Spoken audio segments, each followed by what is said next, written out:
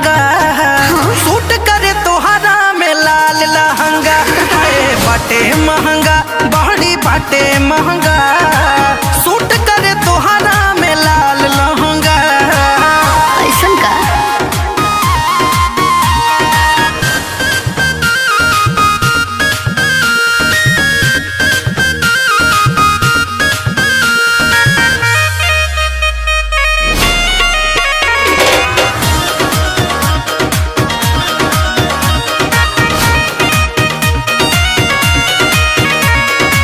अखिया पर सबका करेला सारा, देहिया पर चमकेला जब जब सितारा।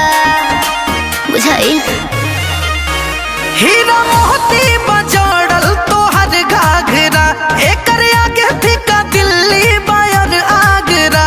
और दूर से देखो मन करो चंगा। बाटे महंगा बहड़ी बाटे महंगा, सूट करे तोहरा में लाल लहंगा। हाय बाटे महंगा बहड़ी बाटे महंगा, सूट करे तोहरा में लाल लहंगा।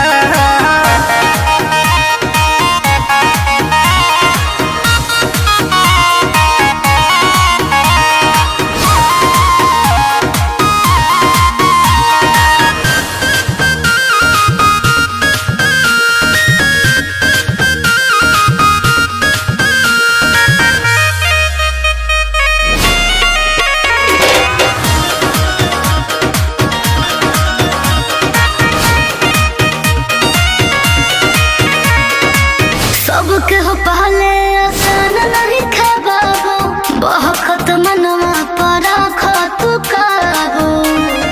तनी रोको महताब कहे जान तू हो चांद के, तोहर ओठ के कलर लागेला पान के। हम सहु से शरीर होवे सतरंगा। बाटे महंगा बहड़ी बाटे महंगा,